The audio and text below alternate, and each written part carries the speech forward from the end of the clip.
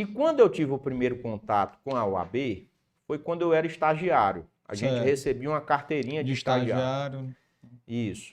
E aí eu fui lá e vi aquele universo. Eu digo, rapaz, um advogado sozinho como eu... Quem era o presidente da OAB na época? Paulo Quezado. Paulo Quezado. Guardo muito carinho pelo doutor Paulo. E aí, quando eu cheguei lá, eu digo, rapaz, eu vi um outro universo. Eu digo, esse universo poderia ajudar um advogado assim como eu.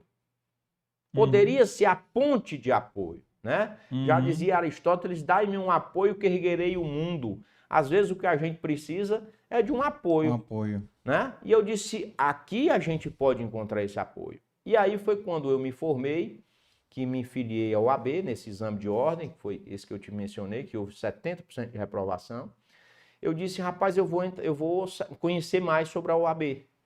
E aí passei por todos os... Comecei de baixo lá, sabe? Fui instrutor dos processos éticos profissionais, fui membro de comissão, depois tive a oportunidade de criar 2 comissões na OAB. Eu tenho muito orgulho de dizer para você que a gente deu aula para mais de 2.000 alunos da rede pública de ensino de noções básicas de direito, naquela época, na comissão a qual ajudei a criar, que era a comissão OAB Escola Comunidade.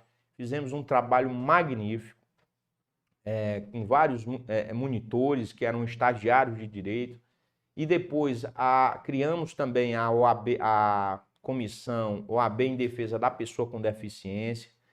Fizemos aqui muitas ações civis públicas na época, inclusive a regulação e a padronização das calçadas. Nós entramos com essa ação civil pública aqui na época. Enfim, já era o presidente Hélio Leitão naquela época. E aí, depois desse período, né, eu ainda não tinha idade para concorrer. Essa é uma outra luta importante que eu tenho muito orgulho de ter participado dela, que é a redução, né, da cláusula de barreira. Antigamente, o advogado só podia concorrer a qualquer cargo na OAB. Veja só que curioso. Hoje, 60% a 70% dos quadros da ordem são jovens advogados. E até bem pouco tempo atrás, o advogado ele tinha que ter 5 anos para poder concorrer a qualquer cargo da OAB. E naquela época eu não podia, e aí eu fui ser presidente da AJA. Tive uma disputa, à época o presidente era Robson Loureiro, um abraço meu amigo Robson, e a AJA, a Associação dos Jovens Advogados, ela existia apenas de fato. Quando nós assumimos, nós demos o caráter jurídico a ela, demos a personalidade jurídica, e o muito interessante é que nós pegamos essa entidade com poucos filiados e quando eu entreguei para o meu sucessor, depois de 6 anos, ela tinha quase 3.000 novos advogados inscritos. Então fizemos um movimento muito importante, né, buscando justamente legitimar e oportunizar os mesmos direitos para os jovens advogados. E uma dessas bandeiras foi a quebra da cláusula de barreira, foi a isonomia na concorrência das licitações. Qual é a idade?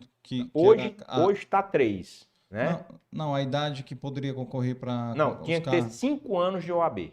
Você tinha que estar inscrito há 5 anos na OAB, independente da sua idade. Né? Houve uma redução para 3, eu acho que isso ainda precisa melhorar, não deve ter restrições.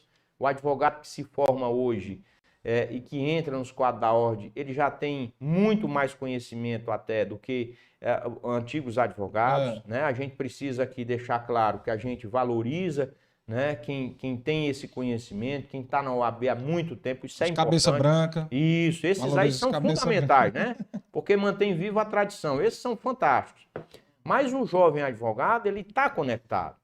Hoje o ser humano dobra o conhecimento a cada 12 horas. A cada 12 horas os seres humanos eles dobram o conhecimento. Isso em função do acesso à informação, a tecnologia que está em torno...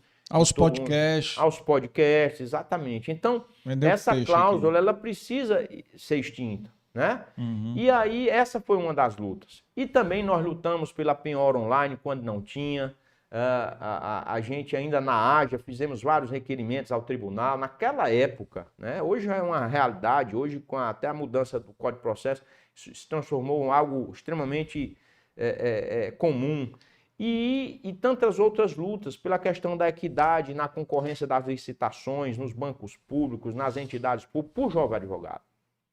E aí depois... Como era essa equidade? Por que tinha... Por exemplo, era essa mesma vedação. Algumas licitações, elas pontuavam advogados que tivessem mais tempo de ordem, né? Naquela época era assim. Eu acho que hoje em dia nem tem mais isso. E a gente lutou muito contra isso. Uhum. E isso acabava entusiasmando o pessoal, né? Porque a nossa grande missão sempre foi tornar os meus colegas tão apaixonados pelo exercício da profissão, como eu era, como outros pares eram, né?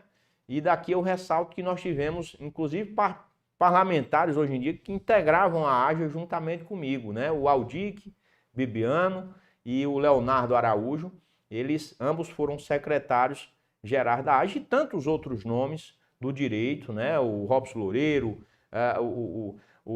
tiveram outros presidentes da entidade, né? Uhum. E o Mário Albuquerque também foi integrante da AJA, o Drauzio Barros Leal, meu amigo Drauzio. Enfim, tiveram outros que presidiram, o Ricardinho Valente também, que foi mais recente. Agora, hoje, o Agapito Sato está lá presidindo a entidade. E aí, depois de todo esse período, a gente começou a adentrar de uma forma mais efetiva na ordem, né?